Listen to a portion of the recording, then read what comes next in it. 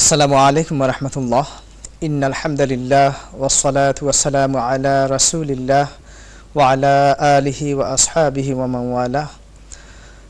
সম্মানিত দর্শকবৃন্দ, এনটিভি ইউরোপের সৌজন্যে পৃথিবীর যে প্রান্ত থেকে বসে আজকে লাইভ পবিত্র ঈদে মিলাদুন্নবী সাল্লাল্লাহু আলাইহি ওয়াসাল্লাম উপলক্ষে আজকের বিশেষ অনুষ্ঠান আপনারা দেখছেন, আপনাদের সকলকে মুবারকবাদ এবং স্বাগত জানাচ্ছি আমাদের প্রোগ্রামে। এবং আল্লাহ পাক রব্বুল আলামিনের শুকরিয়া জানাই যে আল্লাহ পাক রব্বুল আলামিন তার হাবিব সাল্লাল্লাহু আলাইহি ওয়াসাল্লামের শানে এবং তার জীবনী থেকে আমরা কিছু আলোচনা করতে পারবো, এই তৌফিক আমাদেরকে দিয়েছেন। দর্শকবৃন্দ, আজকে আমরা প্রোগ্রামটি সাজিয়েছি রাসূল আকরাম সাল্লাল্লাহু আলাইহি ওয়াসাল্লামের জন্ম থেকে শুরু করে আমরা যতটুকু যেতে পারি, কারণ রাসূল আকরাম সাল্লাল্লাহু আলাইহি ওয়াসাল্লাম হচ্ছেন এমন একজন সত্তা, এমন একজন ব্যক্তিত্ব যিনি আল্লাহ রাব্বুল আলামিনের পেয়ারা হাবিব, হাবিবুল্লাহ, সমস্ত জাহানের পেয়ারা, সমস্ত আলমের তিনি হাবিব। এই হাবিবের আলোচনা শুরু করা যায় কিন্তু শেষ করা যায় না, সুবহানাল্লাহ। তো আজকে এই মহান সত্তা সম্পর্কে আমরা আলোচনা শুরু করতে যাচ্ছি।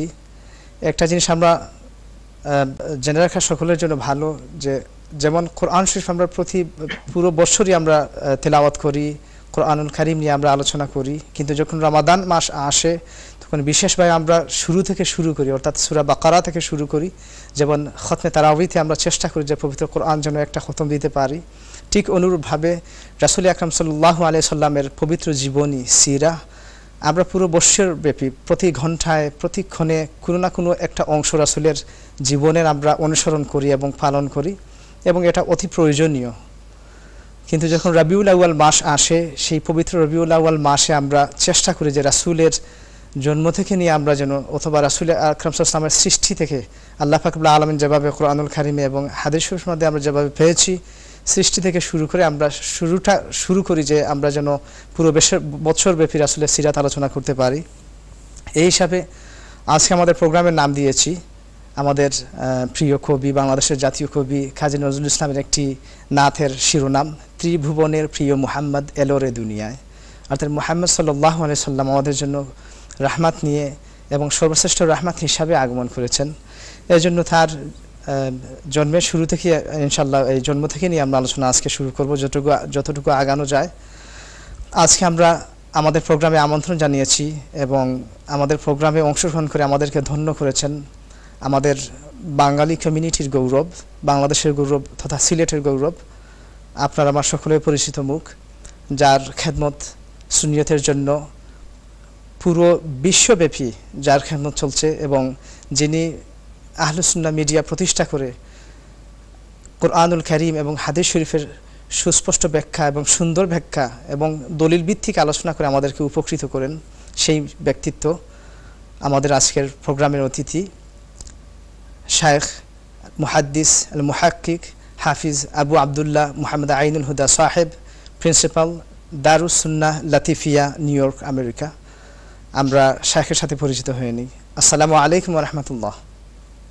ওয়া আলাইকুম আসসালাম ওয়া রাহমাতুল্লাহি ওয়া বারাকাতুহু।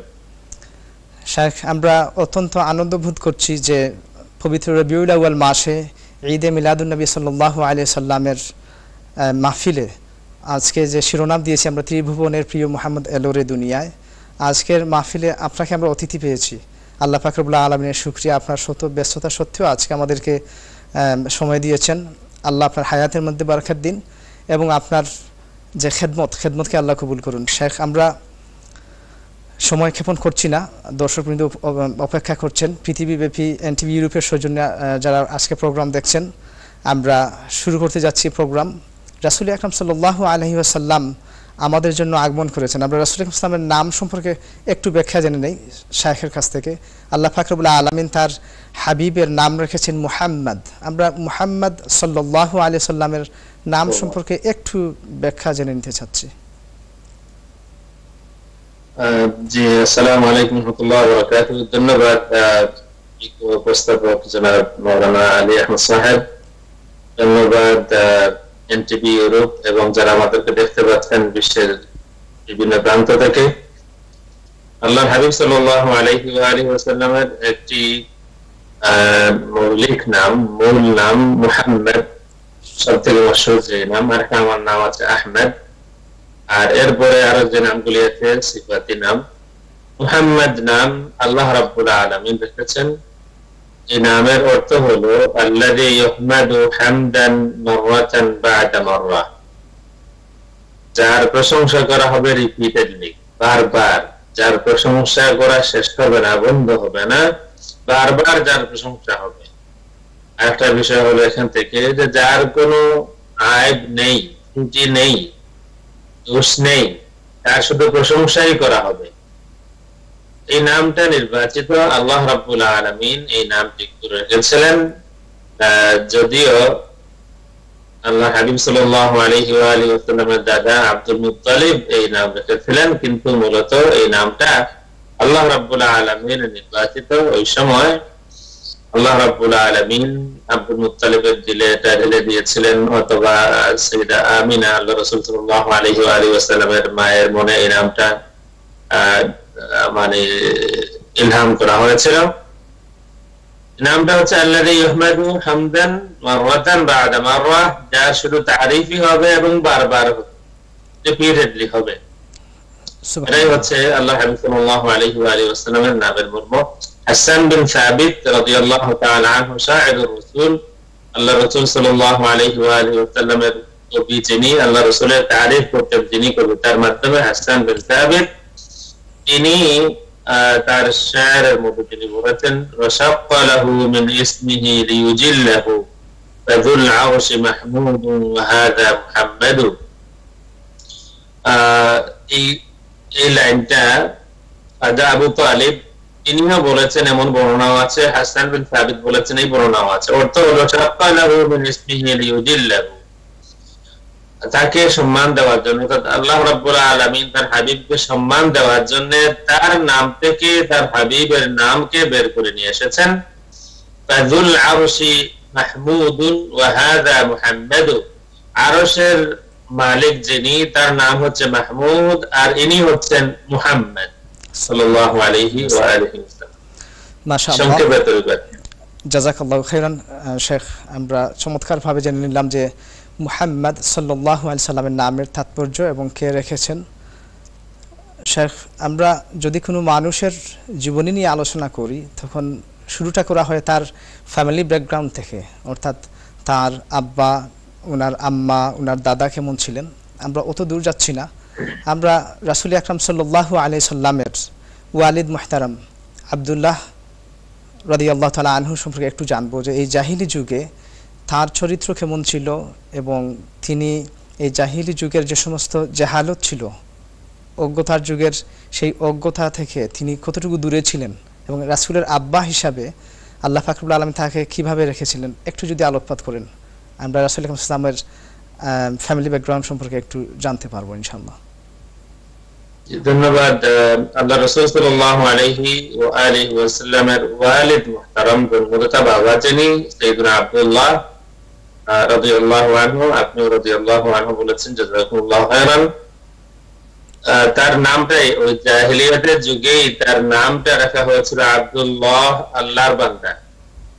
আর সহিহ হাদিস হলো আল্লাহর হাবিব সাল্লাল্লাহু আলাইহি ওয়া আলিহি ওয়াসাল্লাম বলেছেন আহাব্বুল আসমাই ইলাল্লাহ আব্দুল্লাহ ওয়া আব্দুর রহমান, আল্লাহ রাব্বুল আলামিনের কাছে সবথেকে প্রিয়তম দুটি নাম, প্রথম নাম হলো আব্দুল্লাহ, দ্বিতীয় নাম হলো আব্দুর রহমান। তাহলে আল্লাহর প্রিয়তম দুটি নামের একটি নামই হলো আল্লাহর হাবিব সাল্লাল্লাহু আলাইহি ওয়া আলিহি ওয়াসাল্লামের ওয়ালিদ মুহতারাম সাইয়্যিদুনা আব্দুল্লাহ রাদিয়াল্লাহু তাআলা আনহু। এখান থেকে আমরা পেয়ে যাই যে তিনি কে ছিলেন, কেমন ছিলেন। আল্লাহর হাবিব সাল্লাল্লাহু আলাইহি ওয়া আলিহি ওয়াসাল্লাম গর্ব করে বলতেন আনা ইবনুয যাবিহাইন, আমি দুইজন আল্লাহর রাস্তায় কুরবানি দিয়েছেন, জীবন কুরবানি করা হয়েছে, জবাই করা হয়েছে, এবং দুইজন বাবার সন্তান, একজন ইব্রাহিম ইসমাঈল আলাইহিস সালাম আর আরেকজন আল্লাহ রাসূলের বাবা ওয়ালিদ মুহতারাম সাইয়্যিদুনা আব্দুল্লাহ রাদিয়াল্লাহু তাআলা আনহু। তার জীবনী গবেষক এখন আলহামদুলিল্লাহ বহু গবেষক আছেন এবং অনেক কিছু ইজি হয়ে গিয়েছে। যে কেউ গবেষণা করেন না কেন, যে কোনো ভাষায় আব্দুল্লাহ, সাইয়্যিদুনা আব্দুল্লাহ এবং সাইয়্যিদাতুনা আমিনা দুইজনের যত কিছু পাওয়া যাবে ইন্ধনীয় কিছুই তাদের জীবনেতে নাই, যা কিছু পাওয়া যাবে সব রন্ধনীয় পাওয়া যাবে, প্রশংসা করার মতো কিছু পাওয়া যাবে, নিন্দা করার মতো কিছু নাই। আব্দুল্লাহ রাদিয়াল্লাহু তাআলা আনহুর জিন্দেগীর ছোটবেলা থেকে যতটুকু আছে বলে তারিখের কিতাবের মধ্যে নিন্দা করার মতো কিছু নাই, যা আছে প্রশংসা করার মতোই আছে। কারণ তিনিও সিলেক্টেড ছিলেন। এই কারণে জাহেলিয়াতের যুগে যেখানে মানুষের নাম হতো আব্দুল উজ্জা, উজ্জা নামক মূর্তির বান্দা, ওই সময়ই তার নাম হয়েছিল আব্দুল্লাহ। আর আল্লাহ রাব্বুল আলামিন তাকে রাহমাতুল লিল আলামিন বানাবেন, তার পরিবার এবং তার পিতাকে আল্লাহ রাব্বুল আলামিন ডেফিনেটলি নির্বাচন করে রাখবেন। যে কারো ঘরে নবীর জন্ম হয় না, আর যে কারো সন্তান রাহমাতুল লিল আলামিন হন না। সুতরাং সংক্ষেপে আব্দুল্লাহ রাদিয়াল্লাহু তাআলা আনহু ওই সময়ের উত্তম চরিত্রের একজন মানুষ। তিনি জীবনে কোনোদিন কোনো মূর্তির সামনে মাথা নত করেছেন এমন কোনো বর্ণনা আমি পাইনি, এবং আমার মনে হয় কেউ পাবেনও না। এটা আমি কেন বলছি, এই ধরুন আমার একটা বই লেখা আছে আরবিতে, আল কাউলুল লাবিব ফি ঈমানি আবাইন নবিয়্যিল হাবিব। আল কাউলুল লাবিব ফি ঈমানি আবাইন নবিয়্যিল হাবিব, হাবিব মুহাম্মদুর রাসূলুল্লাহ সাল্লাল্লাহু আলাইহি ওয়া আলিহি ওয়াসাল্লামের যারা পিতা যারা আছেন সিলসিলায়ে নসবে, তাদের ঈমান সম্পর্কে আল কাউলুল লাবিব, সার কথা। তো আমি মোটামুটি কিছুটা দেখে শুনে বলছি, তাদের জীবনে কোনো ধরনের নিন্দা করার মতো কিছু নাই, যা আছে প্রশংসা করার মতো। এবং তারা নির্বাচিত ছিলেন, আল্লাহ রাব্বুল আলামিনের পক্ষ থেকে মনোনীত ছিলেন আল্লাহ রাসূল সাল্লাল্লাহু আলাইহি ওয়া আলিহি ওয়াসাল্লামের পিতা হওয়ার জন্য, আল্লাহর হাবিব সাল্লাল্লাহু আলাইহি ওয়া আলিহি ওয়াসাল্লামের মাতা হওয়ার জন্য। ওই সময়ের আরব জাহানের শ্রেষ্ঠতম চরিত্রের একজন, সব দিক থেকে নন্দিত, সবার কাছে প্রশংসিত, সৎ সাহসী, সৎ মানুষ, আমানতদার, এইসব গুণে গুণান্বিত ছিলেন আল্লাহর হাবিব সাল্লাল্লাহু আলাইহি ওয়া আলিহি ওয়াসাল্লামের পিতা সাইয়েদনা আব্দুল্লাহ রাদিয়াল্লাহু তাআলা। মাশাআল্লাহ, আমরা স্পষ্টভাবে জানলাম যে আল্লাহ পাক রব্বুল আলামিন আমাদের পিয়ারা হাবিব রাসূল আকরাম সাল্লাল্লাহু আলাইহি ওয়াসাল্লামের ওয়ালিদ হিসেবে যাকে নির্বাচিত করেছেন, তার চরিত্র অত্যন্ত সুন্দর ছিল। এবং যতটুকু আমি একটি রওয়ায়াতে পেয়েছি যে রুকায়া বিনতে নফল, সম্ভবত তিনি ওয়ারাকা বিন নফলের বোন ছিলেন, তিনি একবার আল্লাহর হাবিবের বাবাকে অফার করেছিলেন বিয়ের জন্য। অথবা কোনো রওয়ায়াতে এসেছে ফাতিমা নামনি একজন মহিলা, তখন তিনি তার চরিত্র সম্পর্কে নিজে বলেছেন যে আমি জাহিলি যুগের চরিত্রের যেভাবে চরিত্র মানুষের কুলসিত হয়, ওইরকম আমার চরিত্র এবং দিনকে আমি ধ্বংস করতে চাই না। যাক, এবং যেহেতু প্রসঙ্গ উঠেছে, শেখের কাছে আরেকটু জানতে চাচ্ছি যে ইদানিং মানুষের মধ্যে মাঝে মধ্যে কিছু মানুষের মনে এই ধারণা জন্মে নিয়েছে, এবং এর পেছনে কারণ হলো তথাকথিত কিছু শায়েখ নামনি কিছু মানুষ, যারা বলেই ফেলেন যে রাসূলের আম্মা আব্বা তারা জাহান্নামী, তারা তো ঈমান আনেননি। এবং মুসলিম শরীফের একটি হাদিস দিয়েও দলিল দেন। গত 1 বছর অথবা 2 বছর আগে আমি একটি ভিডিও ক্লিপ দেখেছি, আমাদের লন্ডনের একটি মসজিদের একজন খতিব তিনি বলেই ফেলেছেন যে রাসূলের আব্বা এবং আম্মা জাহান্নামী। একটু যদি ওই সম্পর্কে আলোকপাত করেন, যাতে মানুষের আকীদাটা ঠিক থাকে। আমরা আপনার মুখ থেকে যদি শুনি, তাহলে আমরা ধরে নেব যে আপনি এমন একজন শায়েখ, আপনার সামনে এত প্রশংসা করা আমার ঠিক হচ্ছে না, কিন্তু দর্শকদের উদ্দেশ্যে বলতে হচ্ছে যে আমাদের শায়েখ শুধু বাংলাদেশের জন্য গর্ব না, উনি আমার জানা মতো ইয়েমেন, সৌদি আরব এবং কাতার থেকে উচ্চ শিক্ষা শিক্ষিত, এবং কোরআন এবং হাদিসের উপরে উনি ইলম অর্জন করেছেন, এবং জামানার শ্রেষ্ঠ শায়েখদের কাছ থেকে তিনি ইজাজা নিয়েছেন এবং ইলম হাসিল করেছেন। আর এরই আলোকে তিনি আমাদেরকে দলিল ভিত্তিক কথা বলেন। শেখ, যদি ওই সম্পর্কে একটু আলোকপাত করেন যে রাসূলের আব্বা আম্মা কি সত্যি জাহান্নামী? ইন্না লিল্লাহি ওয়া ইন্না ইলাইহি রাজিউন। মুসলিম শরীফের হাদিস আছে, এটার জবাব আমরা দিয়েছি, এবং যেহেতু এটা টিভি প্রোগ্রাম, খুব বিস্তারিত বলার সুযোগ আছে বলে আমার মনে হয় না। তবে আমি একটা কমন দলিল বলি যে কেউ এখনই তো অনেক কিছু কিতাব মোবাইলের মধ্যে আছে, আমি যখন বলবো তখন চেক করে নিতে পারবে। একটা দলিল হলো সূরা আশ-শুআরা আয়াত নাম্বার 219, ওয়া তাকাল্লুবাকা ফিস সাজিদিন। এই আয়াতের তাফসীরে মশহুর যেসব তাফসীর আছে, তাফসীর ইবনে কাসির, তাফসীর কুরতুবী, তাফসীর খাজিন, তাফসীর মাওয়ারদি, তাফসীর সালাবি, তাফসীর মাজহারি, তাফসীর রুহুল বায়ান, তাফসীর রুহুল মাআনি, তাফসীর শাওকানি, মশহুর যে তাফসীরগুলি আছে 20টা তাফসীর আমি করেছি। এই 20টা তাফসীরের মধ্যে এই আয়াতের নিচে ইয়াতের তাফসীরে সাইয়েদনা আব্দুল্লাহ ইবনে আব্বাস রাদিয়াল্লাহু তাআলা আনহুমার একটা কওল আছে। তাফসীরে ইবনে কাসির अवेलेबल সবার কাছেই আছে, আশা করা যায় বাংলাও আছে, ইংলিশও আছে, দেখে নিতে পারেন। এই তাফসীর, এই আয়াতের তাফসীর সূরা শুআরা আয়াত 219, ওয়া তাকাল্লুবাকা ফিস সাজিদিন, আপনার আবর্তন সাজিদিনদের মধ্যে, আপনার আগমন, আপনার আপনার আপনার আসা যাওয়া, আপনার উঠা বসা সাজিদিনদের মধ্যে, ওয়া তাকাল্লুবাকা ফিস সাজিদিন, সাজিদিনদের মাধ্যমে আপনি দুনিয়াতে এসেছেন। এই আয়াতের তাফসীরে আব্দুল্লাহ ইবনে আব্বাস রাদিয়াল্লাহু তাআলা আনহুমার যে ব্যাখ্যা আছে এবং সেটাও প্রমাণিত একটা হাদিস, আব্দুল্লাহ ইবনে আব্বাস রাদিয়াল্লাহু তাআলা আনহু প্রমাণিত একটা হাদিস। এই বিষয়ে আমার দীর্ঘ আলোচনা আছে, ঈমানদার পিতার ঘরে নবীর জন্ম। আব্দুল্লাহ ইবনে আব্বাস রাদিয়াল্লাহু তাআলা আনহু ওই কওল মোতাবেক কোনোভাবেই আল্লাহ রাসূল সাল্লাল্লাহু আলাইহি ওয়া আলিহি ওয়াসাল্লামের জন্মদাতা পিতা জাহান্নামী তো কি কোনো ধরনের স্পষ্ট ছিল না। এবং তিনি যেই কথাটা বলেছেন, আমি একটা কথা স্পষ্ট কথা বলতে চাই, আব্দুল্লাহ ইবনে আব্বাস রাদিয়াল্লাহু তাআলা আনহুমার ওই কওলটা গ্রহণ করার মতো মানুষের অভাব এখন আছে। আমি যদি বলি অনেকেই অবাক হবেন, এই কারণে আমি বললাম না। এই আয়াতের তাফসীরে আপনারা দেখে নেবেন, আব্দুল্লাহ ইবনে আব্বাস রাদিয়াল্লাহু তাআলা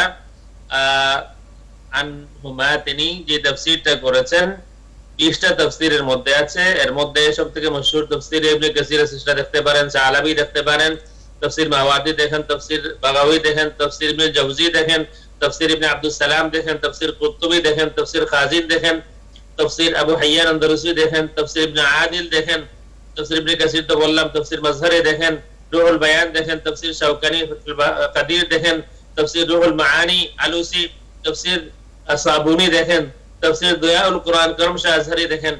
20টা তাফসীরের মধ্যে যে কওলটা আছে, আই তাকাল্লুবাহু মিন সুলবি নাবিয়িন ইলা সুলবি নাবিয়িন হাত্তা আখরাজাহু নাবিয়্যা, এটাও প্রমাণিত সাইয়েদনা আব্দুল্লাহ ইবনে আব্বাস রাদিয়াল্লাহু তাআলা আনহুমা থেকে। এটা তাফসীরের বাইরে হাদিসের যে কিতাবসমূহে পাওয়া যাবে। ইমাম নুরউদ্দিন হাফিজ হাইসামি মাজমাউ যাওয়াইদে বলেন, রাওয়াহুল বাজ্জার ওয়া তাবারানি ওয়া রিজালুহুমা রিজালুস সহিহ ওয়া শাবিব ইবনে বিশর ওয়া হুয়া সিকা। আব্দুল্লাহ ইবনে আব্বাস রাদিয়াল্লাহু তাআলা আনহুমার ওই কওলটা হাদিসের যেসব কিতাবের মধ্যে পাওয়া যাবে, আমি 10টা কিতাবের নাম বলি। আল মুআজামুল কবির তাবারানি, শরাফুল মুস্তাফা ইমাম খরকুশি নাইসাবুরি, দালাইলুন নবুওয়াত ইমাম আসবাহানি, আশ-শিফা ইমাম কাদি ইয়াদ, তারিখ দিমাশক ইমাম ইবনে আসাকির, আল বিদায়া ওয়া নিহায়া ইমাম ইবনে কাসির, মাজমাউ যাওয়াইদ ইমাম হাফিজ নুরউদ্দিন হাইসামি, কাশফুল আসতার আন যাওয়াইদ আল বাজ্জার ইমাম হাফিজ নুরউদ্দিন হাইসামি, সুবুলুল হুদা ওয়া রাশাদ ইমাম সালেহ শামি, এবং সিলসিলা সহিহা শেখ আলবানীর কিতাবের মধ্যেও আছে। সুতরাং আমরা মনে করি নির্দ্বিধায় এটা প্রমাণিত আল্লাহ রাসূল সাল্লাল্লাহু আলাইহি ওয়া আলিহি ওয়াসাল্লামের জন্মদাতা বাবা ঈমানদার ছিলেন, কোনোভাবে বেঈমান ছিলেন না, ঈমানদার ছিলেন, বরং এর থেকে আরো কিছু উপরে ছিলেন। সুবহানাল্লাহ। শেখ, তবে আপনার প্রশ্ন মতে একটা কথা আমি যেটা প্রশ্নে বলেছিলেন যে মুসলিম শরীফের হাদিস, জি, মুসলিম শরীফের হাদিস, একজন লোক আসেন, এই সম্পর্কে আমার দীর্ঘ আলোচনা আছে। একজন লোক আসেন, ওই হাদিস নিয়ে আলোচনা আছে, আবি ওয়া আবাকা ফিন্নার, আমার বাবা তোমার বাবা জাহান্নামে। একজন এসে বলতেছেন, ইয়া রাসূলুল্লাহ আমার বাবা কোথায়? তখন আল্লাহ রাসূল সাল্লাল্লাহু আলাইহি ওয়া আলিহি ওয়াসাল্লাম বিশেষ একটা মুহূর্ত ছিল, বলেন ফিন্নার, জাহান্নামে। উনি কষ্ট পেয়ে চলে যাচ্ছেন, আল্লাহর হাবিব সাল্লাল্লাহু আলাইহি ওয়া আলিহি ওয়াসাল্লাম তাকে ডেকে নিয়ে আসেন এবং তাকে সান্ত্বনা দেন এই বলে, ইন্না আবি ওয়া আবাকা ফিন্নার, আমার বাবা আর তোমার বাবা উভয়ই জাহান্নামে।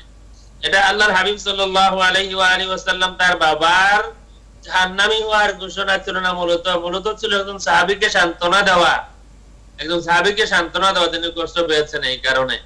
প্লাস ওই হাদিসের ব্যাখ্যায় যে একেবারেই একেবারে বড় করে যে কথাগুলি আছে, প্রথম কথা হলো এই হাদিস মুসলিম শরীফে আছে, কিন্তু হাদিসের মতনের মধ্যে ইত্তিরাব আছে, মানে দুই ধরনের মতন আছে। এক জায়গায় আছে ইন্না আবি ওয়া আবাকা ফিন্নার, অন্য হাদিস অন্য riwayat-এর মধ্যে যেটা আছে এবং সেটা স্ট্রং ইমাম জালালউদ্দিন সিয়ুতী রাহমাতুল্লাহি তাআলা আলাইহির মতে, সেখানে কিন্তু এই শব্দ নাই, সেখানে আছে হাইতুমা মারাতা বিকবরি মুশরিকিন ফাবাশশিরহু বিন্নার।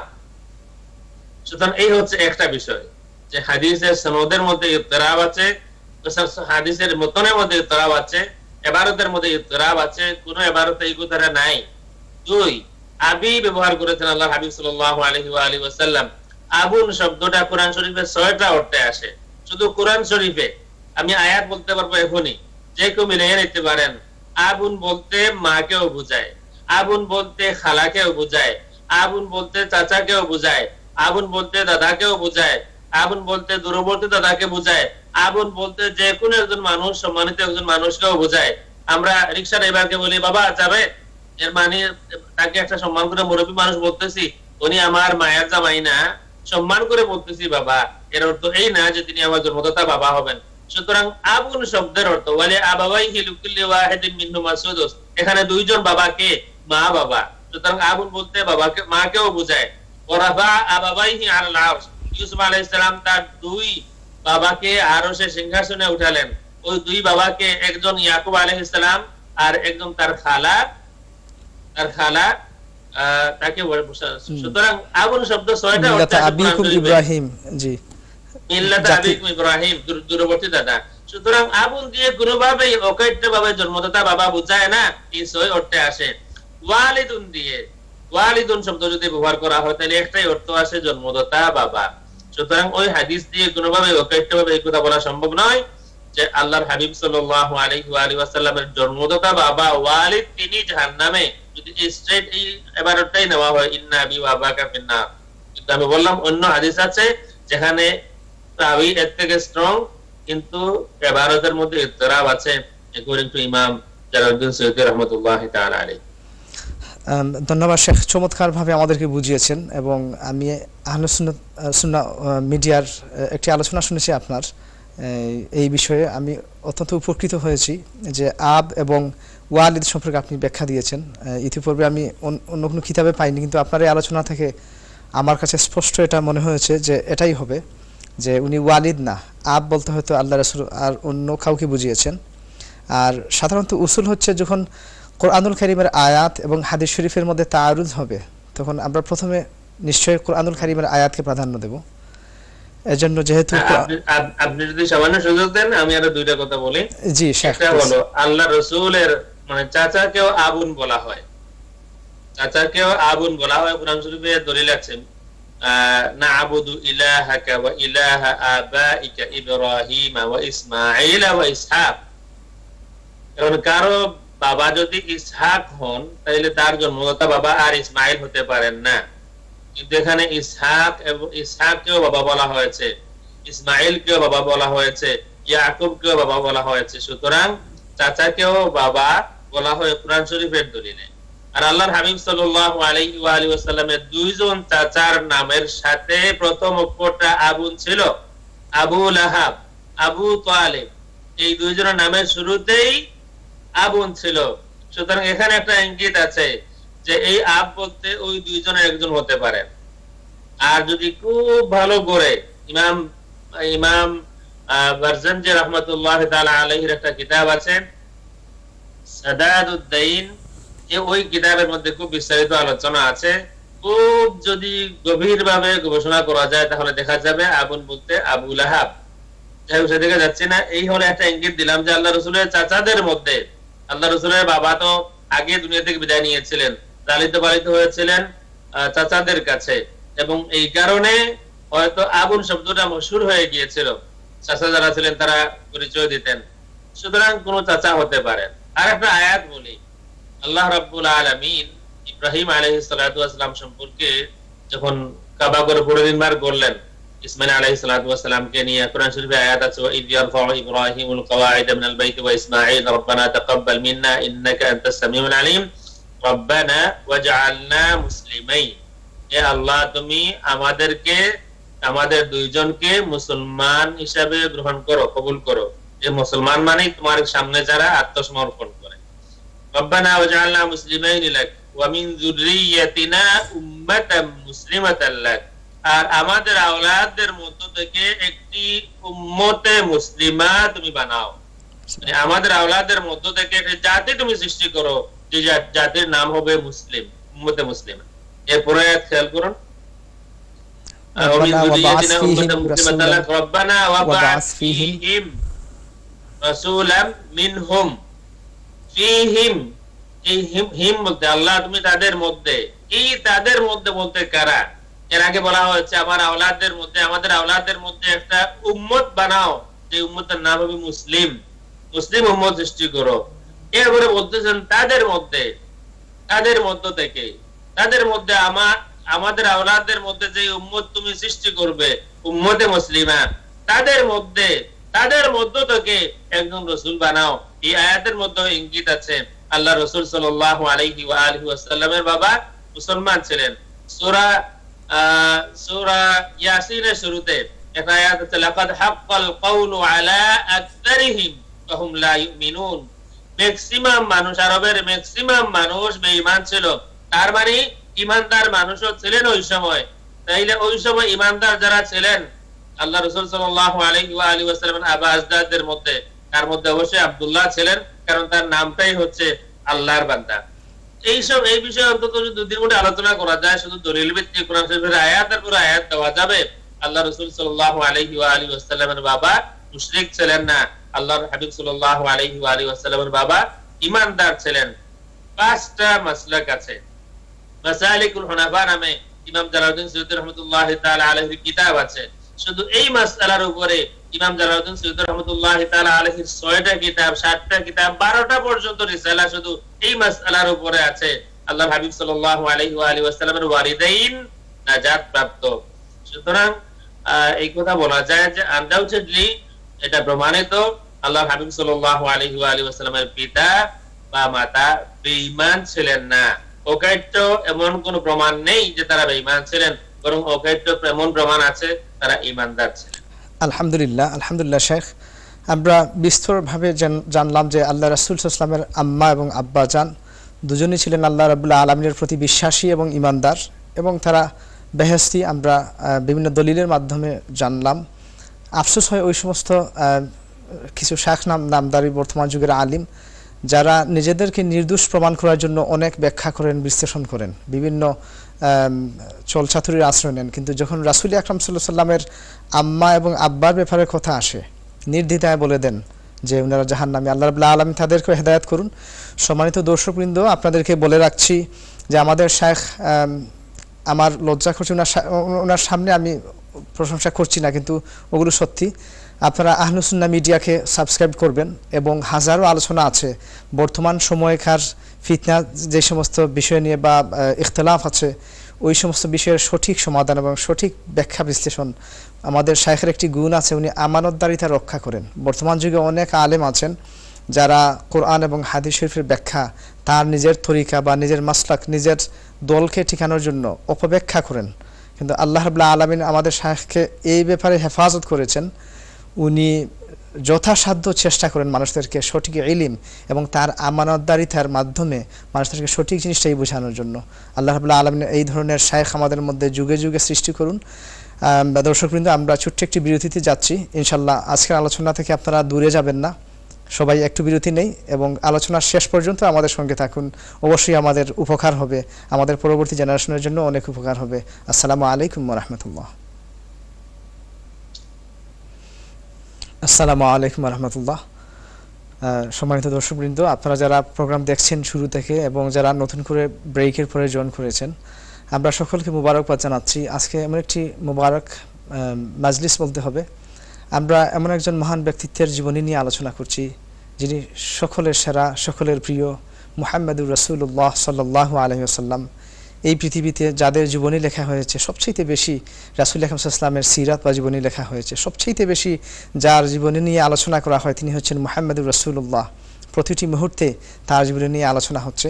আমাদের এই ক্ষুদ্র প্রয়াস, আমরা রবিউল আউয়াল মাসের পবিত্র ঈদ এ মিলাদুল নবী সাল্লাল্লাহু আলাইহি ওয়াসাল্লাম উপলক্ষে আজকের প্রোগ্রাম সাজিয়েছি। আমাদের প্রোগ্রামের নাম হচ্ছে ত্রিভুবনের প্রিয় মুহাম্মদ এলো রে দুনিয়ায়। আজকে যারা আমাদের প্রোগ্রাম দেখছেন, আমরা মনে করব যে এই প্রোগ্রাম থেকে আমরা শিখছি, এরকম আমাদের মনোভাব নিয়ে এবং মনোযোগ নিয়ে আমরা প্রোগ্রাম দেখবো ইনশাআল্লাহ। দলিল ভিত্তিক আলোচনা হচ্ছে, এখানে কোনো গল্প, কোনো কারো বানানো কিচ্ছা কাহিনী নয়। আপনারা বিশ্বাস সহকারে প্রোগ্রাম দেখেন।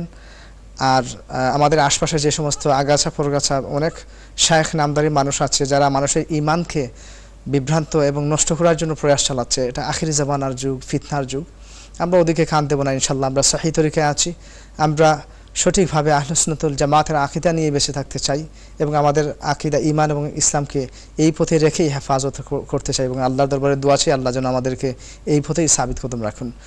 দর্শকবৃন্দ, আমাদের সাথে আলোচনা করছেন আজকের প্রোগ্রামের সম্মানিত অতিথি, সুদূর আমেরিকার প্রবাসী শেখ আইনুল হুদা সাহেব হাফিজাহুল্লাহ, প্রিন্সিপাল দারুস সুন্নাহ লতিফিয়া, নিউ ইয়র্ক, যিনি অনেক গ্রন্থ প্রণেতা এবং অনেক গ্রন্থের অনুবাদক। আমি যতটুকু জানি, আল্লাহ রাব্বুল আলামিন তার ইলমের মধ্যে এবং তার কথা বলার মধ্যে আরও বারাকাত দিন। আমাদের উপকার হচ্ছে, আমরা জানছি, শিখছি তার কাছ থেকে। আল্লাহ রাব্বুল আলামিন আমাদেরকে এই প্রোগ্রামকে কবুল করুন। আমরা শায়েখের কাছে এই পর্যায়ে জানতে চাবো যে রাসূল আকরাম সাল্লাল্লাহু আলাইহি ওয়াসাল্লামের জন্মে যে রাত্র এবং দিনের মধ্যবর্তী সময় হয়েছে, ওই ঠিক সময়ে যে সমস্ত আশ্চর্যজনক ঘটনা আল্লাহ পাক রব্বুল আলামিনের পক্ষ থেকে ঘটেছে এই দুনিয়াতে, এই সম্পর্কে, ইরহাসাত সম্পর্কে আমরা একটু আলোকপাত বা একটু আলোচনা শুনতে চাই। শেখ, আশা করছি কিতাবের আলোকে এবং রাসূল আকরাম ইসলামের অথেন্টিক যে সমস্ত সিরা আছে এরই আলোকে আমাদেরকে বলবেন। আসসালাম শেখ, প্লিজ। জি, ধন্যবাদ। ইরহাসাত হয়, তাহলে প্রথম আমি দুইটা লাইন বলি। আব্দুল্লাহ ইবনে আব্বাস রাদিয়াল্লাহু তাআলা আনহু, আব্বাস রাদিয়াল্লাহু তাআলা, আল্লাহ রাসূলের চাচা আব্বাস রাদিয়াল্লাহু তাআলা আনহু, দুটি শেরে দুটি লাইন আছে। আপনি বলেছেন গ্রহণযোগ্য সিরা বা কিতাবের আলোকে। সিয়ার আলামিন নুবালা, ইমাম যাহাবী সকলের কাছে সমাদৃত, সকলেই তাকে একজন আমানতদার ইমাম হিসাবে স্বীকার করেন। বিশেষ করে যাদের সাথে বিভিন্ন মাসআলা মাসাইলে খেয়ানতের অভিযোগ যাদের বিরুদ্ধে আমরা এনে থাকি, তারাও ওনাকে ইমাম মানেন। ইমাম জালালউদ্দিন সুয়ুতির, ইমাম যাহাবীর সিয়ার আলামিন নুবালা, এই কিতাবের দ্বিতীয় খণ্ড, তাহকিক হচ্ছে শুআইব আল-আরনাউত, মুআসসাসাতুর রিসালা। এই কিতাবের পৃষ্ঠা নাম্বার হচ্ছে 78। আল আব্বাস আম রাসূলিল্লাহ, আল্লাহ রাসূল সাল্লাল্লাহু আলাইহি ওয়া আলিহি ওয়াসাল্লামের চাচা। দেখুন, তারা সাহাবায়ে কেরাম এবং আল্লাহ রাসূলের সরাসরি চাচা হওয়ার পরেও কিভাবে মানে সম্মান রেখে কথা বলতেন। আব্বাস রাদিয়াল্লাহু তাআলা আনহুকে প্রশ্ন করা হয়েছিল, এখানেই আছে, সুইলাল আব্বাস আনতা আকবারু আম রাসূলুল্লাহ, আব্বাস আপনি বড় না রাসূলুল্লাহ বড়? আব্বাস রাদিয়াল্লাহু তাআলা আনহু আল্লাহর রাসূলের চাচা এবং বড় হওয়া সত্ত্বেও তিনি জবাব দিলেন, হুয়া আকবারু মিন্নি, তিনি আমার থেকে বড়, ওয়া আনা আসান্নু মিন্নু, আমি বয়সে তার থেকে বড়, মাউলিদুহু বা'দা আকলি, আমার বুঝ হওয়ার পরে তার জন্ম হয়েছে। সুবহানাল্লাহ। তো এই আব্বাস রাদিয়াল্লাহু তাআলা আনহু আল্লাহর রাসূল সাল্লাল্লাহু আলাইহি ওয়া আলিহি ওয়াসাল্লামের উলাদাত বা মিলাদ সম্পর্কে দুটি লাইন বলেছেন। ওয়া আনতা লাম্মা উলিদ আশরাফাতিল আরদু ওয়া দাআত বিনুরিকাল উফুক, হে আল্লাহর হাবিব, আপনার যখন মিলাদ হয়েছিল, আপনার যখন জন্ম হয়েছিল, পুরা পৃথিবী আলোকিত হয়ে গিয়েছিল। ওয়া দাআত বিনুরিল উফুক, আপনার নূরে মহাশূন্য আলোকিত হয়ে গিয়েছিল। ফানাহনু ফি যালিকা আদ-দিয়াই ওয়া ফিন নূরি ওয়া ফি সুবুলির রাশাদ নাখতারিকু, সেই নূরের জ্যোতিতে, সেই নূরে এবং সেই নূরের রাস্তায় আমরা বিচরণ করি। এই হচ্ছে মিলাদ। আল্লাহ রাসূল সাল্লাল্লাহু আলাইহি ওয়া আলিহি ওয়াসাল্লামের মিলাদের ওই শুভ মুহূর্ত সম্পর্কে আল্লাহ রাসূলের আপন চাচা আব্বাস রাদিয়াল্লাহু তাআলা আনহুর একটি বর্ণনা। আমরা ঠিক এর কিছু আগে থেকে যদি আমরা আরেকটা কথা আলোচনা করি, আমরা সকলে জানি যে সময় আব্রাহা হামলা করেছিল কাবা শরীফ ধ্বংস করার জন্য, ওই ওই বছরই আল্লাহ রাসূল সাল্লাল্লাহু আলাইহি ওয়া আলিহি ওয়াসাল্লামের মিলাদ বা জন্ম হয়েছিল এবং আব্রাহা ধ্বংস হয়েছিল। আব্রাহা কেন ধ্বংস হয়েছিল? কারণ ওই বছরে রহমতুল লিল আলামিন দুনিয়াতে আসবেন। আমি এটা কিতাব দিয়ে প্রমাণ করব যে আব্রাহা ধ্বংস হয়েছিল। আব্রাহার মতো ওই সময়ের পরাশক্তি কিছুই করতে পারেনি। কারণ হলো আল্লাহর হাবিব সাল্লাল্লাহু আলাইহি ওয়া আলিহি ওয়াসাল্লামের মিলাদের বছর ছিল, দুনিয়াতে আসার বছর ছিল। আল্লাহ রাসূলের সম্মানে আল্লাহ রাব্বুল আলামিন আব্রাহাকে ধ্বংস করেছিলেন। সূরা ফিল, আলাম তারা কাইফা ফাআলা রাব্বুকা বিআসহাবিল ফিল, এই আয়াতের তাফসীরে ইবনে কাসীরটাই দেখুন, শুরুতেই আছে ওয়ালাকিন কানা হাযা মিন বাবিল ইরহাস ওয়াত তাওতিয়া লিমাবআথ রাসূলিল্লাহি সাল্লাল্লাহু আলাইহি ওয়া আলিহি ওয়াসাল্লাম ফাইন্নাহু ফি যালিকাল আম উলিদা আলা আশহারিল আকওয়াল। এই যে আব্রাহা ধ্বংস হয়েছিল, আল্লাহ রাব্বুল আলামিন ওই সময়ের এই পরাশক্তিকে একেবারে নিশ্চিহ্ন করে দিয়েছিলেন। সেটা ছিল আল্লাহর হাবিব সাল্লাল্লাহু আলাইহি ওয়া আলিহি ওয়াসাল্লামের দুনিয়াতে আগমনের বছরের কারণে, যেটা আল্লাহর হাবিব সাল্লাল্লাহু আলাইহি ওয়া আলিহি ওয়াসাল্লামের ইরহাসাতের মধ্যে একটা উল্লেখযোগ্য ঘটনা। এই ঘটনা বিভিন্ন কিতাবের মধ্যেই আছে, তাফসীর ইবনে কাসীরে আছে, তাফসীরে মাওয়ারদিতে আছে, আর জওয়াবুস সাহিহ এই কিতাবে আছে, আল মাওয়াহিবুল দুনিয়ার মধ্যে আছে। আর যখন আব্দুল মুত্তালিবের 200টা উট এখান থেকে দেখে নেবেন যে আল্লাহ রাসূলের দাদা গেছিলেন। 200 উট যখন আব্দুল মুত্তালিবের ধরে নিল, তখন আমি বলতেছি এই কথাটা তাফসীর মাওয়ারদি থেকে, আব্দুল মুত্তালিব গেলেন তার উট ফেরত আনতে। বিভিন্ন ঘটনা সেখানে ঘটলো। এর মধ্যে একটা ঘটনা ছিল, আব্রাহার একটা হাতি ছিল, যে হাতি আব্রাহাকেও সেজদা দিত না। অন্য সব হাতিগুলো সেজদা দিত, একটা হাতি আব্রাহাকেও সেজদা দিত না। ওই সময় যখন আব্দুল মুত্তালিব যাচ্ছেন আব্রাহার কাছে, ওই নাফরমান হাতি সেটা আব্দুল মুত্তালিবকে সেজদা দিল। আল্লাহ রাব্বুল আলামিন তাকে কথা বলার সুযোগ দিলেন এবং সে কথাও বলল, আসসালামু আলা নূরিল্লাযী ফি যাহরিকা ইয়া আব্দুল মুত্তালিব, আপনার পৃষ্ঠদেশে যে নূর আছে সেই নূরের উপরে সালাম। এটা সে শুদ্ধ আরবি ভাষায় বলল, মাহবুল দুনিয়া কিতাবের মধ্যে আছে, বর্ণনাটা দুর্বল। যাই হোক, তো যখন গেলেন আব্দুল মুত্তালিব সেখানে এবং যে তার উট ফেরত চাইলেন, তখন আব্রাহা বলল যে আমি তো আপনাকে একজন সম্মানিত এবং বিশেষ করে আপনাদের মালিকের ঘর কাবা ঘরের একজন দায়িত্বশীল মুহতামিম বা মুতাওয়াল্লি হিসাবে মনে করতাম, কিন্তু আমি এসেছি আপনার মালিকের ঘর ভাঙার জন্য, আর আপনি এসেছেন আপনার উট ফিরিয়ে নেওয়ার জন্য। জবাব শুনে আব্দুল মুত্তালিব কি বলেছিলেন? তাফসীর মাওয়ারদিতে, ফাকালা আব্দুল মুত্তালিব আল ইবিলু আনা রাব্বুহা ওয়ালিল বাইতি রাব্বুন সায়ামনাউ, যে আমি হচ্ছে আমার উটের মালিক, আর ঘরের একজন রব আছেন, যে রব অবশ্যই তার ঘরকে হেফাজত। সুবহানাল্লাহ। তো এটাও ইরহাসাতের মধ্যে। ওই রাত্রে বহু ঘটনা ঘটেছিল। এর মধ্যে একটা হলো যে পারস্যের 1000 বছর যাবত তারা যে অগ্নি পূজা করতো, আগুনের পূজা করতো, যে 1000 বছর যাবত যে আগুন কোন অবস্থাতে ঝড় তুফানে কোন সময় যে আগুন নিভে নাই, ওই আগুনটা নিভে গিয়েছিল। ইমাম যাহাবী রাহমাতুল্লাহি আলাইহি সিয়ার আলামিন নুবালাতে তিনি শুরুই করেছেন এইভাবে, ওয়া খামুদুন নিরান লাইলাতাল মাউলিদ ওয়া ইনশিকাকিল ইওয়ান, 14টা চৌকি পড়ে গিয়েছিল আর আগুন নিভে গিয়েছিল লাইলাতুল মাউলিদ, মিলাদের রাতে। ইমাম যাহাবী শুরু করেন এভাবে, লাম্মা কানাতিল লাইলাতুল লাতী উলিদা ফিহা রাসূলুল্লাহ সাল্লাল্লাহু আলাইহি ওয়া আলিহি ওয়াসাল্লাম ইরতাজাসা ইওয়ানু কিসরার সিংহাসন কেঁপে উঠেছিল, ওয়া সাকাতাত মিনহু 14 শুরফাতান, আর 14টা চৌকি পড়ে গিয়েছিল, ওয়া গাদাত বুহাইরাতু সাওয়া, আর সাওয়া দ্বীপের পানি শুকিয়ে গিয়েছিল, ওয়া খামুদাত নারু ফারিস, আর পারস্যের আগুন নিভে গিয়েছিল, ওয়ালাম তাহমুদ ক্বাবলা যালিকা বিআলফি আম, এর আগে 1000 বছর যাবত এই আগুন জ্বালিয়ে রেখে পূজা করা হয়েছিল।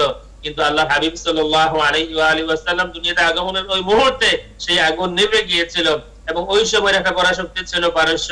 আল্লাহ রাব্বুল আলামিন এই আগুন নিভিয়ে দিয়ে প্রমাণ করে দিলেন রাহমাতুল লিল আলামিন আসবেন, দুনিয়া থেকে সব বাতিল বিদায় হয়ে যাবে। এটা হচ্ছে একটা ইরহাসাতের মধ্যে। আরেকটা হলো ইরহাসাতের মধ্যে যে আকাশে একটি তারা উদিত হয়েছিল, যে তারার নাম হলো নাজমু আহমদ। দলিল সহিহ সিরাত নাবাউইয়া, শেখ মোহাম্মদ নাসিরউদ্দিন আল আলবানী উনার এই কিতাবের পেজ নাম্বার হলো 14, ফাসলুন ফিমা ওয়াকা মিনাল আয়াতি লাইলাতা মাউলিদিহি আলাইহিস সালাতু ওয়াস সালাম। আল্লাহ রাসূল সাল্লাল্লাহু আলাইহি ওয়া আলিহি ওয়াসাল্লামের জন্মের ওই রাতে যে সব ঘটনা ঘটেছিল, তিনি একটা ঘটনাকে সহিহ হিসেবে উল্লেখ করেছেন। তিনি এনেছেন মুহাম্মদ ইবনে ইসহাক হাসান বিন সাবিত থেকে, যে হাসান বিন সাবিত বলতেছেন যে আমি আমি আমি আমি একজন কিশোর ছিলাম, আমার বয়স ছিল 7 বা 8 বছর। আকালু কুল্লামা সামি'তু, যা আমি শুনি আমি বুঝি, এই বয়স আমার হয়েছিল। ইদ সামি'তু ইয়াহুদিয়ান ইয়াসলুকু বিআলা সাউতিহি আলা আযম্মাতিন বিয়াসরিব, আমি শুনলাম একজন ইহুদি ইয়াসরিবের একটি উঁচু জায়গায় পাহাড়ে উঠে চিৎকার করে বলতেছে, ইয়া মা'শারা ইয়াহুদ, এই ইহুদ জাতি শোনো। হাত্তা ইযা ইজতামাউ ইলাইহি, তখন পুরা ইহুদি জাতি মদিনা শরীফে তার সামনে যায় জড়ো হলো। তখন ওই ইহুদি বলল, ওয়াইলাক মালাক, ক্বালা طلع الليلة نجم أحمد الذي ولد به। তখন সে বলল, তোমরা ধ্বংস হয়েছে তোমরা। তখন মদিনা শরীফের ইহুদিরা বলল, কি হয়েছে? তখন সে বলল, طلع الليلة نجم أحمد, আজকের রাতে আহমদ তারার উদয় হয়ে গিয়েছে, তিনি জন্ম নিয়েছেন। রাতে মদিনা শরীফে আল্লাহর হাবিব সাল্লাল্লাহু আলাইহি ওয়া আলিহি ওয়াসাল্লামের জন্ম হলো মক্কা শরীফে, ঘোষণা হলো মদিনা শরীফে। একজন ইহুদি তার সবাইকে ডেকে বলতেছে, শেষ আমরা ধ্বংস হয়ে গিয়েছি, কারণ নাজমু আহমদের উদয় হয়ে গিয়েছে, এবং ওই নাজমটা, ওই তারাটা আমাদের মধ্যে না। নূরুন ইয়াখরুজ, হযরত সাইয়্যিদা আমিনা রাদিয়াল্লাহু তাআলা আনহা তার একটি লম্বা হাদিস উল্লেখ করেছেন শেখ আলবানী সিলসিলাতুল আহাদিস সাহিহা এই কিতাবের মধ্যে। হাদিস নাম্বার হচ্ছে 373, প্রথম খণ্ড খুলে দেখবেন 373, পেজ হলো 715 716। এখানে লম্বা হাদিস, লম্বা আলোচনা। শেষ কথাটা হলো, যখন জন্ম হলো ওই মুহূর্তে সাইয়্যিদা আমিনা তিনি বলেন, ইন্নী রাআইতু হিনা খারাজা মিন্নী নূরান আদাআত মিনহু কুসুরুশ শাম, যখন আমার সন্তানের জন্ম হলো ওই মুহূর্তে আমি নূর দেখলাম, যে নূরের আলোতে সিরিয়ার প্রাসাদ সমূহ আলোকিত হয়ে গিয়েছিল। সুবহানাল্লাহ। শেখ, আমরা এমন বহু ঘটনা আছে বলা যায়। জি, আলোচনা করতে গেলে রাসূল আকরাম সাল্লাল্লাহু আলাইহি ওয়াসাল্লামের জন্মকালীন ঘটনা আসলে ঘন্টার পর ঘন্টা আলোচনা করা যাবে, আমাদের সময়েও লিমিটেশন আছে। এজন্য আমরা জানি যে হাদিস শরীফের মধ্যে এসেছে যে প্রত্যেক বান্দাকে যখন খবরের মধ্যে শোয়ানো হবে, তাকে 3টা প্রশ্ন করা হবে।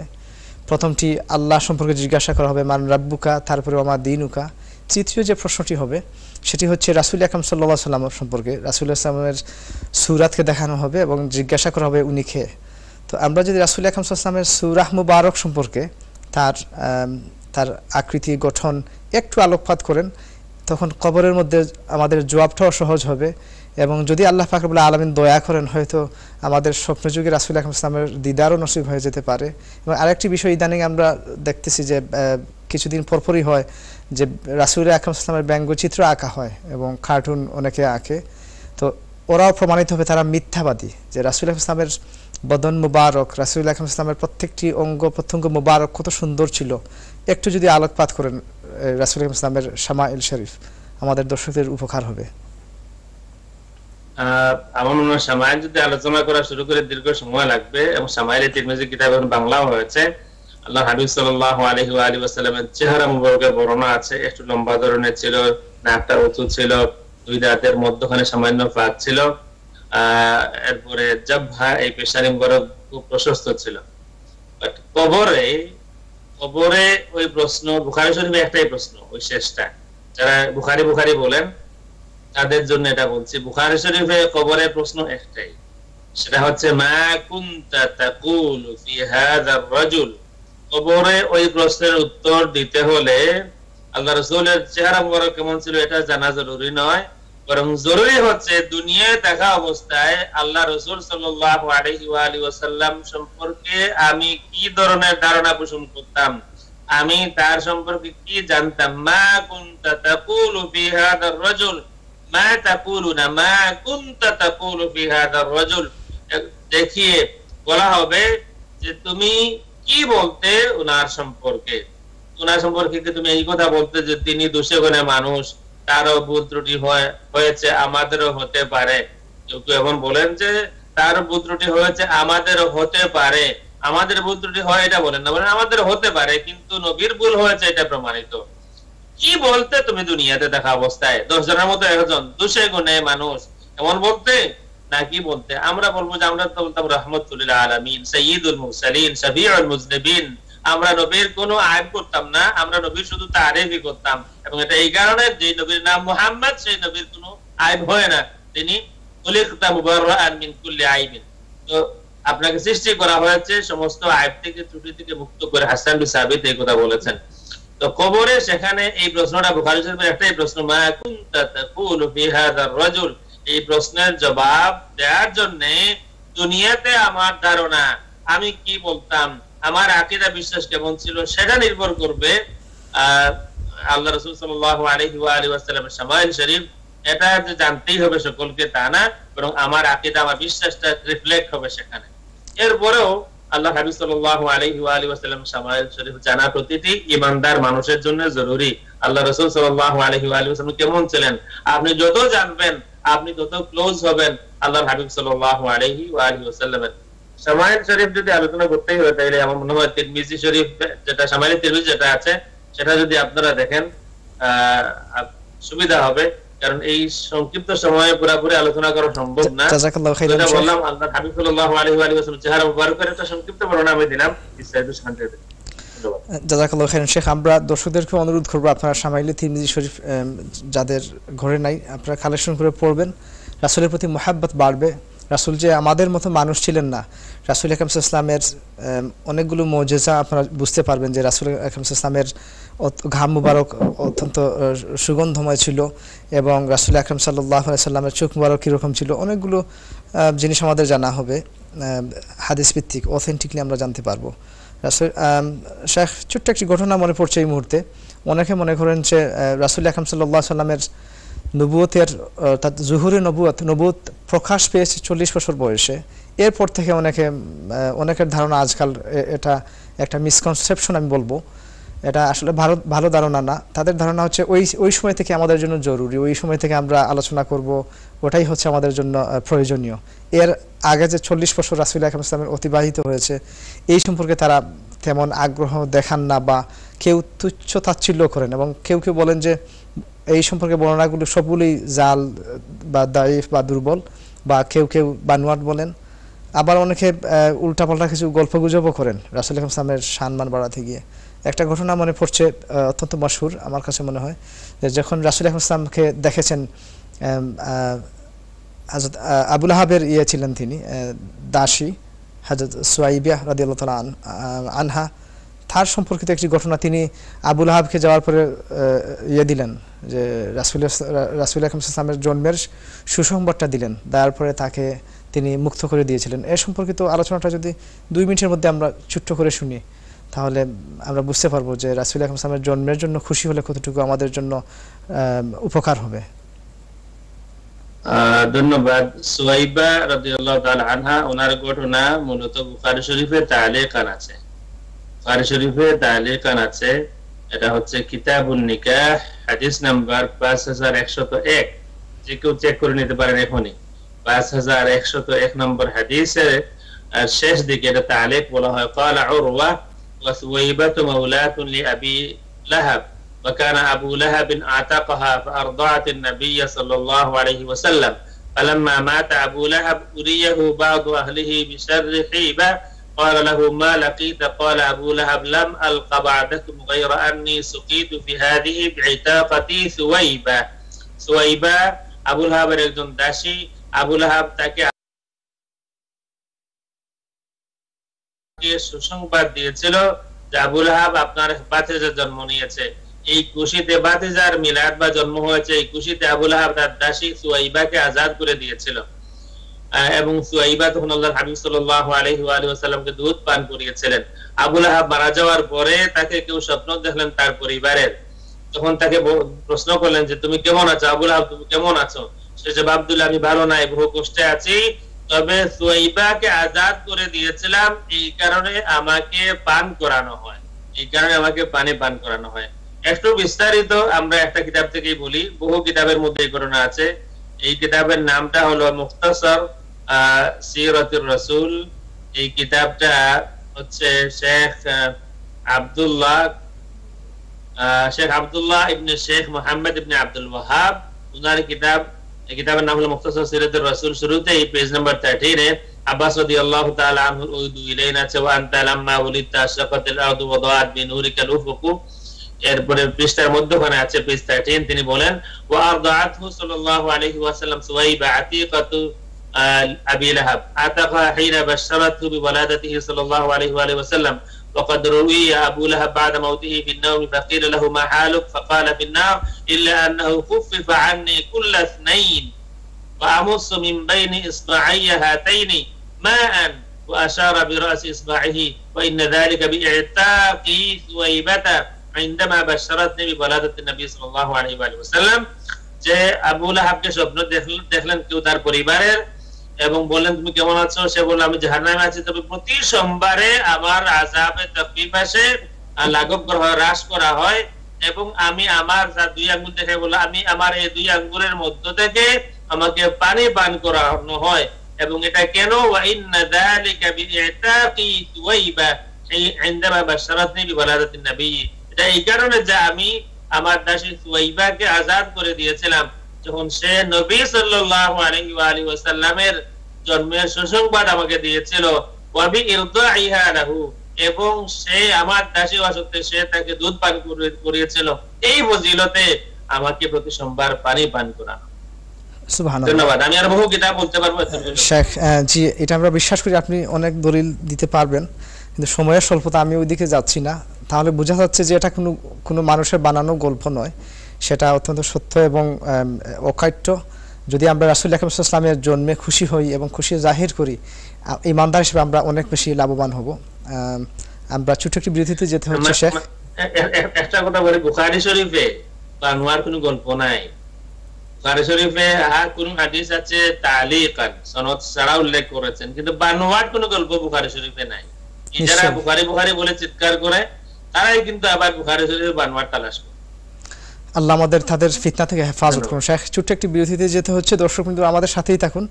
আমরা ছোট্ট বিরতির পরে আমরা চেষ্টা করব, যদি কারো কোনো জিজ্ঞাসা বা প্রশ্ন থাকে, টিভি স্ক্রিনে আপনারা নাম্বার দেখতে পাচ্ছেন, এই নাম্বারে আজকের প্রোগ্রাম রিলেটেড যদি কোনো প্রশ্ন আপনাদের থাকে, রাসূল আকরাম সাল্লাল্লাহু আলাইহি ওয়াসাল্লামের জন্ম সংক্রান্ত বা সিরাত থেকে কোনো প্রশ্ন থাকে, আমাদের শেখ আছেন, আপনারা প্রশ্ন করতে পারেন। এবং প্রোগ্রামের শেষ পর্যন্ত আমাদের সাথে থাকুন। ফিরে আসছি ছোট্ট একটি বিরতির পরে। আসসালামু আলাইকুম ওয়া রাহমাতুল্লাহ। আসসালামু আলাইকুম রহমতুল্লাহ। সম্মানিত দর্শকবৃন্দ, যারা প্রোগ্রাম শুরু থেকে দেখছেন এবং যারা নতুন করে যোগ দিয়েছেন এই বিরতিতে, সকলকে মুবারকবাদ জানাচ্ছি। আমরা আজকে বিশেষ প্রোগ্রাম আপনাদেরকে দেখাচ্ছি, যেটি পবিত্র ঈদ এ মিলাদুন নবী সাল্লাল্লাহু আলাইহি ওয়াসাল্লাম উপলক্ষে। আজকের প্রোগ্রাম হচ্ছে ত্রিভুবনের প্রিয় মুহাম্মদ এলো রে দুনিয়ায়। আমরা এই প্রোগ্রামের শিরোনামে এবং এরই আলোকে রাসূল আকরাম সাল্লাল্লাহু আলাইহি ওয়াসাল্লামের জন্ম সংক্রান্ত অনেক আলোচনা শুনলাম। নবী মুহাম্মদুর রাসূলুল্লাহ সাল্লাল্লাহু আলাইহি ওয়াসাল্লাম ছিলেন এমন এক সত্তা যার আমরা অনেকের ভুল ধারণা আছে যে হয়তো তিনি নবী হয়েছেন 40 বছর বয়সে, অথচ রাসূল আকরাম সাল্লাল্লাহু আলাইহি ওয়াসাল্লাম স্পষ্টভাবে একজন সাহাবার উত্তরে বলেছেন তিনি যে কুনতু নাবিয়ান ওয়া আদামু বাইনা রূহি ওয়াল জাসাদ, আমি নবী তখনও নবী ছিলাম যখন আদম আলাইহিস সালামের তার রূহ মুবারক এবং তার দেহ ছিল বিচ্ছিন্ন, অর্থাৎ একত্রিত করা হয়নি, তখন আমি মুহাম্মদ সাল্লাল্লাহু আলাইহি ওয়াসাল্লাম নবী ছিলাম।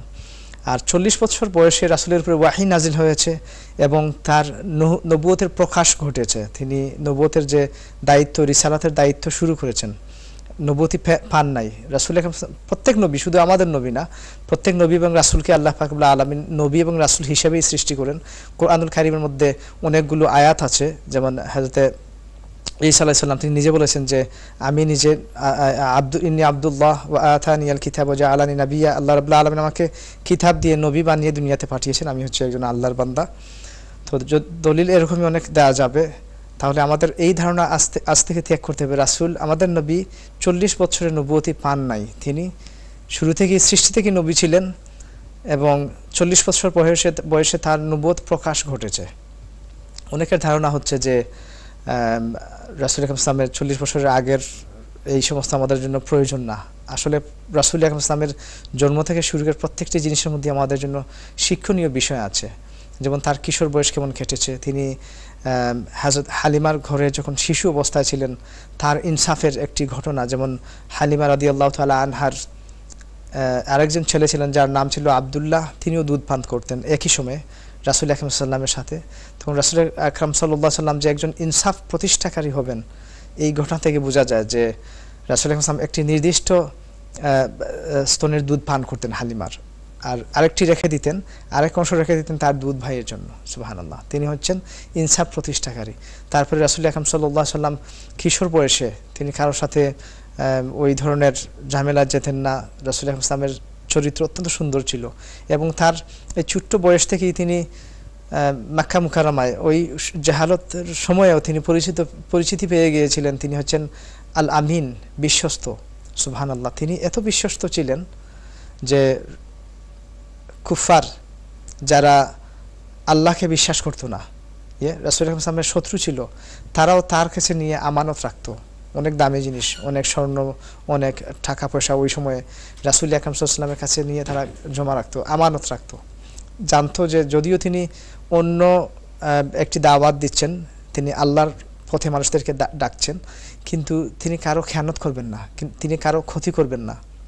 এমনকি আপনারা যদি হিজরতের ঘটনা দেখবেন যে হযরত আলী রাদিয়াল্লাহু তাআলা আনহুকে রাসূল আকরাম সাল্লাল্লাহু আলাইহি সাল্লাম তার বিছানায় শুইয়ে দিয়েছিলেন এবং রেখে গিয়েছিলেন তার ঘরে, যে অনেক মানুষের আমানত আমার কাছে আছে, যদি ওরা আমাকে এসে না পায় ভাববে যে মুহাম্মদকে এত বিশ্বাস করতাম, সে তো হিজরত করে চলে গেছে, সে রাতের আধারে আমাদের সম্পদ নিয়ে গেছে। সুবহানাল্লাহ, আলী রাদিয়াল্লাহু তাআলা আনহু যার যার সম্পদ, যে যার আমানত ছিল ওইটা যথাসময়ে এবং যেই ব্যক্তির আমানত ছিল তার কাছে তিনি পৌঁছে দিয়েছেন। ঠিক ওই রকম রাসূল আকরাম সাল্লাল্লাহু আলাইহি ওয়াসাল্লাম যখন যুবক বয়সে উপনীত হলেন, তিনি তার দেখেন 40 বছর আগে কিন্তু অনেকগুলো ঘটনা ঘটেছে যেই ঘটনা থেকে আমরা শিক্ষা নিতে পারি। তার যৌবনকালে পদার্পণ করার পরে ওই সময়ে তিনি হিলফুল ফুদুল নামে একটি সংগঠন, অর্থাৎ ওই সময়ে তার আশপাশে যে সমস্ত যুবক ছিলেন তাদের সকলকে নিয়ে তিনি একটি বিশেষ সংঘ তৈরি করেছিলেন। যেরকম আমরা এখন বিভিন্ন চ্যারিটি অর্গানাইজেশন আছে, আমরা মানুষের কল্যাণে কাজ করি, ঠিক ওই রকম দেখেন নবুয়তির প্রকাশ হয় নাই, 40 বছরের আগে কিন্তু এই সমস্ত ঘটনা ঘটেছে।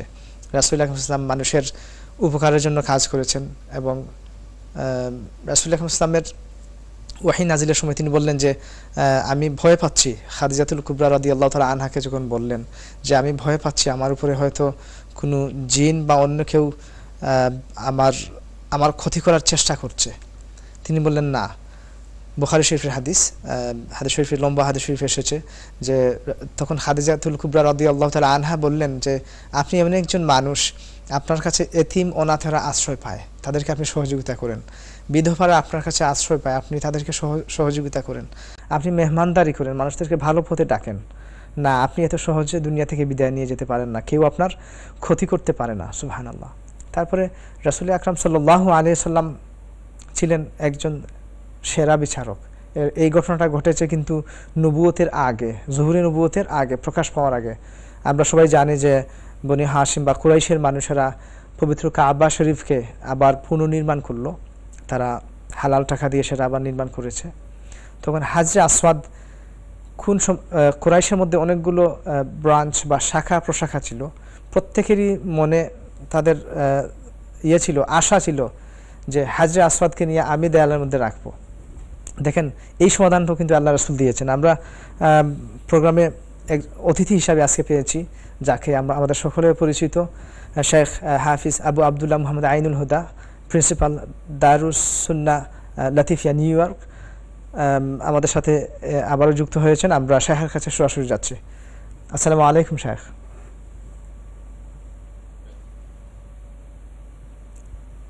শেখ, আপনি কি আমার কথা শুনতে পাচ্ছেন? হ্যাঁ, আমি শুনতে পাচ্ছি। জাযাকাল্লাহু খাইরান শেখ, আমাদের সাথে দীর্ঘক্ষণ আপনি সময় দিচ্ছেন। আমরা প্রোগ্রামের শেষ পর্যায়ে চলে এসেছি এবং একটু টেকনিক্যাল প্রবলেম ছিল, আমরা আপনাকে কিছু সময়ের জন্য হারিয়ে ফেলেছিলাম। আমি কিছু বলছিলাম যে রাসূল আকরাম সাল্লাল্লাহু আলাইহি ওয়াসাল্লামের জুহুরে নবুয়ত প্রকাশ পাওয়ার আগেও অনেকগুলো ঘটনা ঘটেছে, যেগুলির মধ্যে আমাদের শিক্ষণীয় বিষয় আছে। আমি এর মধ্যে থেকে একটি বলেছি যে হিলফুল ফুদুল তিনি একটি সংঘ তিনি প্রতিষ্ঠা করেছিলেন, এগুলো কিন্তু জুহুরে নবুয়তের আগে। তারপরে কাবা শরীফের যে হাজরে আসওয়াদ প্রতিস্থাপন নিয়ে যে ঘটনাটা যদি শায়খের মুখ থেকে একটু শুনি, আমরা অত্যন্ত উপকৃত হব যে আমরা শায়খের কাছ থেকে দলিল ভিত্তিক আলোচনা শুনছি। শায়খ যদি ওই ঘটনাটা আরেকটু আমাদেরকে সংক্ষেপে শুনান আমাদের সাথে। ঠিক আছে, ইনশাআল্লাহ। আমার মনে হয় আপনার বিষয় ছিল আল্লাহ রাসূলের মানে যুবক জিন্দেগি বিষয়ে এটা ছিল। শুরুতে একটা কথা বলি, আল্লাহ রাসূল সাল্লাল্লাহু আলাইহি ওয়া আলিহি ওয়াসাল্লাম কখন থেকে নবী, এই প্রশ্নের জবাব সরাসরি আল্লাহ রাসূল দিয়েছেন। মাইসারা প্রশ্ন করেছেন, আল্লাহ রাসূল সাল্লাল্লাহু আলাইহি ওয়া আলিহি ওয়াসাল্লাম জবাব দিয়েছেন, কুনতু নাবিয়্যান ওয়া আদামু বাইনার রূহি ওয়াল জাসাদ। আমি তখনও নবী ছিলাম যখন আদম আলাইহিস সালামের রূহ এবং দেহ এখনো একত্রিত হয় নাই, তখনও আমি নবী ছিলাম। এটা সহিহ হাদিস, খুতবায় এটা জুমায় পড়া হয়। সুতরাং যারা আসলে তারা বুঝলেন না, তারা ওই যে প্রথম ওহী নাযিল হয়েছিল তারা মনে করে যে এই মাত্র তিনি নবী হলেন। আসলে নবী দুনিয়াতে নবী হন না, নবী অবস্থায় দুনিয়াতে জন্ম নেন। যাই হোক, যুবক জিন্দেগি এটা হচ্ছে আমার একটা প্রিয় সাবজেক্ট। বিশেষ করে কালকে যখন আপনি এই টপিকটা আমাকে দিয়েছিলেন, আপনি বিশ্বাস করুন আমি অনেকক্ষণ মানে আমার চোখে পানি ছিল একটা কথা বলে পড়ে। আল্লাহ রাসূল সাল্লাল্লাহু আলাইহি ওয়া আলিহি ওয়াসাল্লাম বা যে কোনো মানুষ সম্পর্কে সার্টিফাই করতে গেলে তিনজন মানুষ মোস্ট একুরেট সার্টিফাই করতে পারেন। নাম্বার 1 বিবি, স্বামী অথবা স্ত্রী, একজন আরেকজনকে সার্টিফাই করলে এটা মোস্ট একুরেট। তারপরে ঘরের খাদিম, ঘরে যারা কাজ করে তারা, এরপরে পাড়া প্রতিবেশী, আশেপাশের ঘরে যারা থাকে। আল্লাহ রাসূল সাল্লাল্লাহু আলাইহি ওয়া আলিহি ওয়াসাল্লাম এই তিনজনের সার্টিফিকেট তিনি পেয়েছেন। আল্লাহর হাবিব আল আমিন, আল্লাহর হাবিব সব থেকে সেরা, মক্কার সব থেকে সম্মানী, আমানতদার। আল্লাহ রাসূলের বিবি কি সার্টিফাই করলেন? আমরা অনেকে বেশাদি করেছি, আমরা কি আশা করতে পারি আমাদের বিবিরা আমাদের সম্পর্কে এমন একটা সার্টিফিকেট দিবে আমরা মারা গেলে বা মারা যাওয়ার আগে কোনো সময়? একটা হাদিস হলো, হাদিসটা বুখারী শরীফে আছে, মুসলিম শরীফে আছে, লম্বা হাদিস। আমি পুরো হাদিস বলবো না। আল্লাহ রাসূল সাল্লাল্লাহু আলাইহি ওয়া সাল্লাম গারে হেরা থেকে ফিরত আসলেন। আসার পরে আল্লাহ রাসূল কাঁপতেছিলেন, জামিলুনি বললেন। আল্লাহর হাবিবের পরে বলেন, লাকাদ খাশিতু আলা নাফসি, খাদিজা আমি তো ভয় পেয়ে গিয়েছিলাম। এই কথাটার জবাবে খাদিজা রাদিয়াল্লাহু তাআলা আনহা যে কথাগুলো বলেছিলেন, আমাদের এই সংক্রান্ত সব প্রশ্নের জবাব তিনি দিয়ে দিয়েছেন। আল্লাহর হাবিব কেমন ছিলেন বুখারী শরীফে আছে, মুসলিম শরীফে আছে, আর তাবাকাত ইবনে সাআদের মধ্যে আছে। যখন আল্লাহ হাবিব বললেন যে আমি ভয় পেয়ে গিয়েছিলাম, তখন খাদিজা জবাব দিলেন। বুখারী শরীফ হাদিস নাম্বার হলো 3 এবং কিতাবুত তাফসীরে হাদিস নাম্বার 4953, এখন কেউ খুলে দেখতে পারেন। মুসলিম শরীফ হাদিস নাম্বার 160, তাবাকাত ইবনে সাআদের মধ্যে আছে। বুখারীতে খাদিজা রাদিয়াল্লাহু তাআলা বলেন, فقالت خديجة كلا والله ما يخزيك الله أبدا إنك لتصل الرحم وتحمل الكل وتكسب المعدوم وتقري الضيف وتعين على نوائب الحق। তিনি বলেন, আল্লাহর কসম কখনোই নয়, আপনার ভয় পাওয়ার কিছু নেই, আল্লাহ আপনাকে কখনো লাঞ্ছিত করবেন না।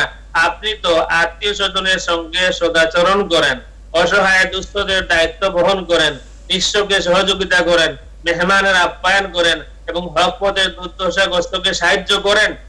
আর ওয়াতাসদুকুল হাদিস, আপনি কোন সময় মিথ্যা বলেন না, সবসময় সত্য বলেন। আর ওয়াতুআদ্দিল আমানা, আপনি সবসময় আমানত আদায় করে দেন। সাইয়্যিদা খাদিজা রাদিয়াল্লাহু তাআলা আনহার এই সাক্ষী যথেষ্ট আল্লাহর হাবিব সাল্লাল্লাহু আলাইহি ওয়া আলিহি ওয়াসাল্লামের যুবক জিন্দেগি কেমন ছিল। সুবহানাল্লাহ। আপনার যে প্রশ্ন ছিল যে আল্লাহর হাবিব সাল্লাল্লাহু আলাইহি ওয়াসাল্লাম হিলফুল ফুতুল আল্লাহর হাবিব প্রতিষ্ঠা করেননি। এই হিলফুল ফুতুলে প্রতিষ্ঠা করা হয়েছিল, আল্লাহর হাবিব অংশ নিয়েছিলেন এবং যে কারণে তিনি শেষ দিকে বলেছিলেন যে যদি এখনো লাউ দুঈতু বিহি ফিল ইসলাম লা আজাবতু, যদি দার আব্দুল্লাহ ইবনে জাদআনের ঘরে যে সন্ধি সংগঠিত হয়েছিল এমন কোন সংঘ যদি এখনো গঠন করা হয় মানবতার খেদমতের জন্য, তাহলে আমি এখনো সাড়া দেব। আল্লাহর হাবিব যোগ দিয়েছিলেন, তিনি গঠন করেননি। হারবুল ফুজ্জারে আল্লাহ হাবিব সাল্লাল্লাহু আলাইহি ওয়া আলিহি ওয়াসাল্লাম তিনিও যুদ্ধে অংশ নিয়েছিলেন তাদের সাথে কুরাইশদের পক্ষে। কাবাগর নির্মাণ, এই প্রশ্নটা আপনি করেছিলেন। আল্লাহর হাবিব সাল্লাল্লাহু আলাইহি ওয়াসাল্লাম শেখ এই বিষয়ে একটু আমি আলোকপাত করছি, যখন আপনি ডিসকানেক্টেড ছিলেন। আমাদের সময় একেবারে শেষ প্রান্তে আমরা চলে এসেছি, 2 মিনিট অথবা 3 মিনিট আমাদের হাতে আছে। আমাদের পরবর্তী জেনারেশন, আমরা জানি রাসূলের মুহাব্বত অনেক গুরুত্বপূর্ণ একটি বিষয় এবং এটি আমাদের ঈমান।